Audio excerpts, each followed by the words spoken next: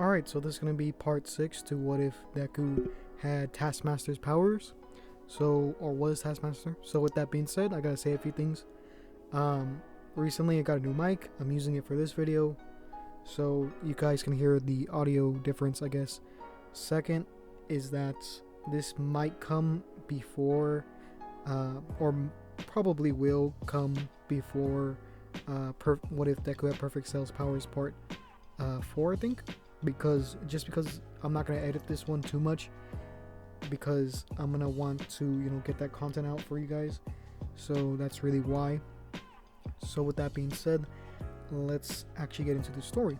So our story would start off a little bit after the sports festival, and they would get their rewards or awards, I would say.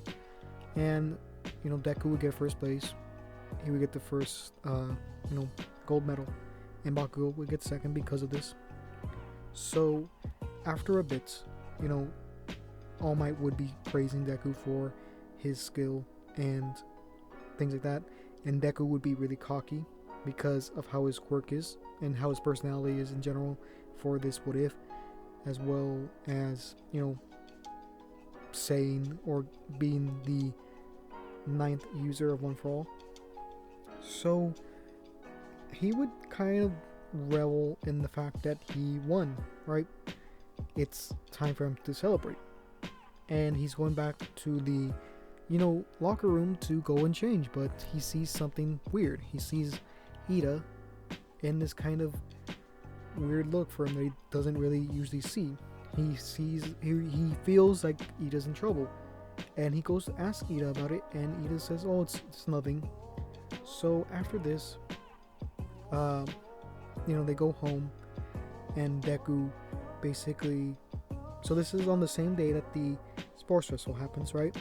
And he goes home, everything's normal, and he's about to go to bed, but he feels different. He feels like he's having some sort of fever. He doesn't know what to do. He feels really hot, but at the same time he feels really cold. One side of his body is cold while the other is really hot, and he doesn't know what to do. And eventually he goes to his bathroom, and he goes and checks the mirror, and as he's doing it, he sees that one of his sides is on fire while the other one has ice over it. And he might be thinking, if you don't remember, why is this happening? And I'll tell you. In the couple ones I said before, that Deku's actually gonna get a copying, or his quirk is gonna advance to the point where he's actually able to basically copy quirks, just how Taskmaster's actually able to do in some of the comics. So the way that he's able to copy quirks, it's basically like if he gets hit by something or hit by a power, he's able to copy it, and that's how it works for Taskmaster. It usually there isn't too much examples. We only really know about a few, and that is mostly beam attacks. So he doesn't know what's happening, and he basically tries to call for help.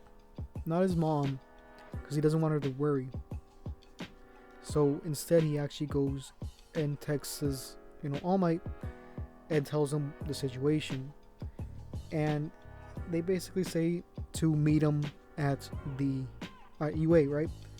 Because at this time they don't have the dorms yet. That's later on. So he brings a few people with him, right? Or All Might does, some of the teachers, because they want to see what's happening. So they deduce that what's happening is that he's actually he had copied the powers. His quirk has evolved, and he's actually able to copy powers. But this is the first time it's ever manifested in that way. And the first one he actually copied was Todoroki's quirk, which he has 2 powers in one.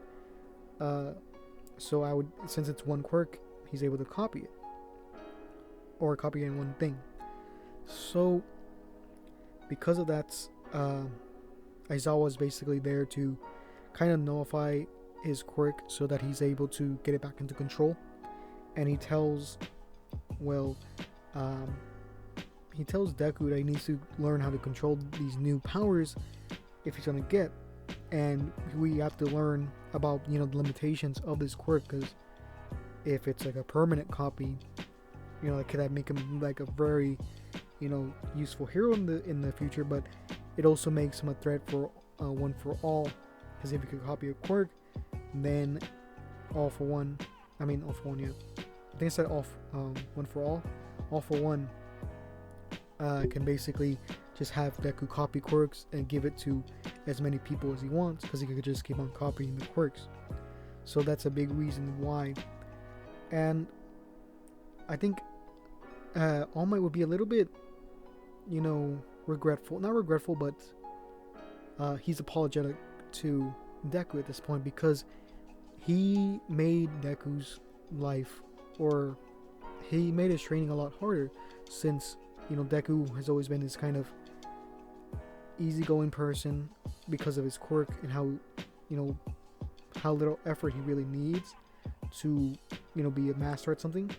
Obviously he still has to work out and things like that, but you get what I mean. But he's more apologetic because he didn't mean for his quirk to basically evolve, and they're all thinking that it's because of One For All. That's the reason why it's becoming such a big thing. So after a while, they see that there's nothing really wrong with him other than that, and Deku's fever basically subsided. So after this, he goes back home and gets a well rest. Yeah, right?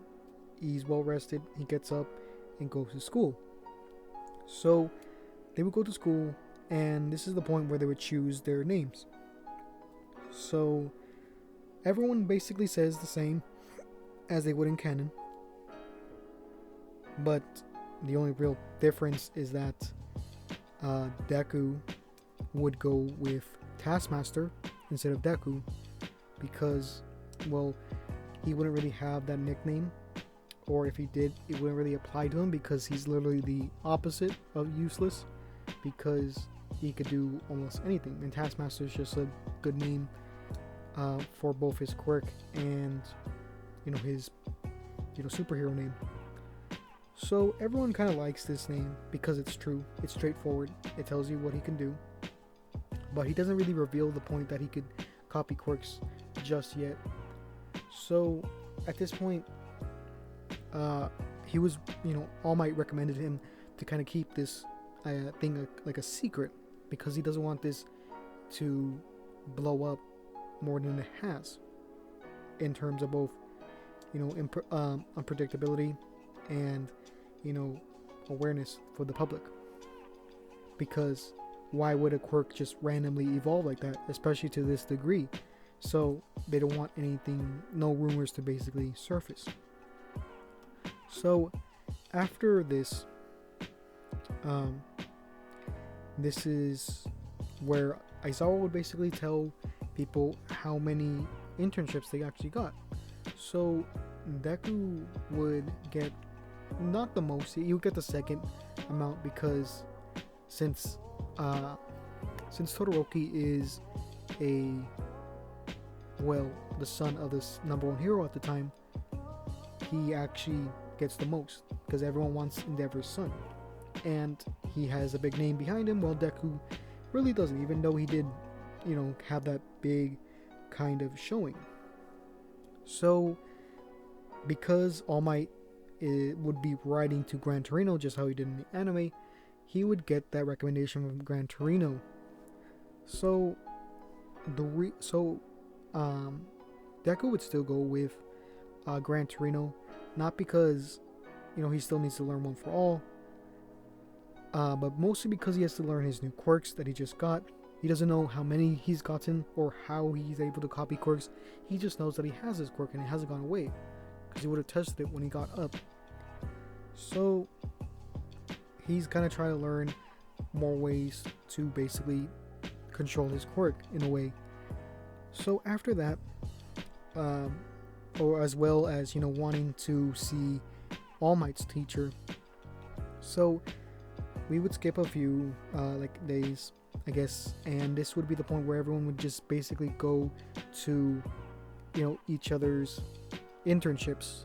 So Deku would still go to Gran Torino, and he would meet him there at his home. And this is where he would see Gran Torino on the ground, looking like he's dead. So Deku, I don't think he'd be too shocked. He would go up to Gran Torino and kind of move him a bit and say, "Hey, old man, are you dead?" And Gran Torino would be like, "I'm alive," just how he does normally. And Gran Torino would be kind of shocked, or not really shocked, but kind of surprised that the kid didn't seem like he cared too much. So he would be like, "So, you're All Might's, a successor."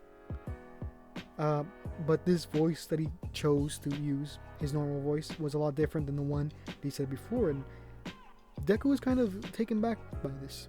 And after this, what happens is that Gran Torino basically asks him to use a one-for-all, punch at him, like a smash at 100%, and or at least at a good percentage. So Deku's like, "I don't know if I could do that, because if I do, your entire apartment's gonna be blown away." And Gran Torino's like, "Okay, you're right, but let's not do that. Just try to hit me, right?" And this is when Gran Torino starts rocketing around the room using his jet feet, or I forgot the exact quirk name, but those kind of jets that are on his feet. So he keeps rocketing around the room, ricocheting off of walls and things like that. And Deku, he's not exactly going straight for him. He's looking at how this kind of fighting style works, and not really, hitting, or at least trying to attack. Instead, he's actually dodging Gran Torino, because if you remember the anime, Gran Torino actually gets a few hits off of Deku. So instead of actually going and hitting him, he just straight up just dodges them. And Gran Torino's he doesn't know what to do at this point. He's kind of confused of why Deku's actually doing this. But then he remembers what All Might told him, and that is that his quirk is to copy, other people's actions or tasks. That being his quirk, Taskmaster. So after that, Gran Torino gets what Deku's trying to do, and he thinks of trying to basically go for better or harder hits so that he could take him out before he's actually able to copy his quirk. So this is going on for a couple of minutes, and Deku finally sees how Gran Torino's moving. And if you don't know, it does take some time for Taskmaster to actually copy something. At least it's kind of weird, because sometimes he could do it in like a few seconds, and then other times when he's like in a fight, it takes him a bit. And that's how he's usually defeated. He's usually defeated by someone new that he hasn't seen, and the fight usually just is kind of weird, because he should win most of the fights, even if he just met them, because he should be able to see it pretty soon, or see how their fighting style is. But anyways, so yeah, Deku's able to predict where Gran Torino is going to land, as well as copy how he's actually launching himself off the wall, and actually hits directly in Gran Torino's gut. But obviously he doesn't use one for all, or yeah, he wouldn't need it, because even though he has one for all, he is very muscular and doesn't really need one for all as much in terms of doing something simple like this. So after that, Gran Torino's like, "Huh, so you are as much as a prodigy as Toshinori has been saying." And Deku's like, "Oh, All Might called me a prodigy. I guess that title fits." And this is when Gran Torino will be like, "Oh, so you're just as cocky as well." And Deku's like, "Well, can you blame me? I'm able to do so much." And this is when Gran Torino just says, "Okay, let's cut to the chase. All Might told me what happened recently. Your quirk, it evolved." And Deku's like, "Yeah, what of it?" And Gran Torino's like, I want you to show me. Show me what you can do with this copied, power. And Deku basically shows him Todoroki's quirk. He shows him half ice, half fire. And this is when Gran Torino basically says, oh, so you copied that kid that you were fighting that was in your second fight? And Deku says, well, I don't really know if I exactly copied it or not, because I didn't know that I did it until when, like, later that day, I had like this fever, and then both powers kind of manifested. So Gran Torino's like, huh, interesting. Well, I'm hungry. Let's just make some fishy cakes. And Deku's like, what? What are you talking about? And after this, he's like, Gran Torino basically pretends to be a senile old man and basically tells Deku to make him some fishy cakes. Deku does so since he is going to be his student for a bit in the internship. So he does do that. And after this, after he gets him out of the microwave, he gives him to Gran Torino, and Gran Torino bites into them, but he notices that they're basically frozen. And Deku, after Gran Torino basically like insults Deku for not cooking it right, this is when Deku basically gets the idea or figures out how to basically use Todoroki's quirk. Is that he has to balance it, right? Just how Todoroki's able to use some of his fire to basically prevent him from getting frostbite. Deku has to do something similar. So Gran Torino basically, that little like couple of days, instead of working for One For All or working on All For One For All, he actually works on Todoroki's quirk and basically evolving it. I'm not sure exactly how the copying mechanics work in terms of copying quirks. I don't know if it has to be like a projectile or it could just be any kind of quirk that hits him. So I don't know if Gran Torino, if he were to hit him, I don't know if that would count or not, but you guys can tell me down below. And yeah, so after a bit they go to, I believe it was Hosu. They want to go to Hosu City because they want to go to Tokyo to fight, but their train actually gets stopped, or the train gets stopped because of the Nomu. And basically what happens is that Gran Torino is forced out of the subway cart and into the town, and Deku basically follows after him because he wants to help him out. So after this, as Deku's looking around, basically jumping from building to building, he sees something shining, and it's a little bit weird. He sees Ida basically getting pinned down by Strix, or not. Sorry, I just had that name in my mind. A Stain. I don't know why. I know what I said. That it's a game that I've been playing recently, and there's a character called that. But anyways, he gets pinned by Stain, and what happens is that because of the reflection off of Ida's armor as well as the reflection off his blade, he's actually able to detect where they were. So Deku basically rockets himself towards the alleyway, and he makes a small crater near both Stain and Ida, and this kind of pushes both of them away. And with this kind of crater in the middle, with this kind of smoke in the air, Deku basically takes two people. He takes both Ida and Native that were there and brings them around the building so that they can't really get hurt by I keep saying that name, by Stain. And he comes back around, and this is in a matter of seconds using One For All. So after this, he says, or Deku basically figures out like, oh, so you're the hero killer. And Stain's basically saying, oh, so I'm that famous. Well, kid, you better leave before you get hurt like him. And then he looks where Ida should be, and he noticed that both Native and uh, both Native and Ida are not there. And this is when Stain would actually compliment Deku, saying, "Wow, you really are a hero, or at least inspiring to be one." And Deku's like, "Well, thanks. But let me ask you something.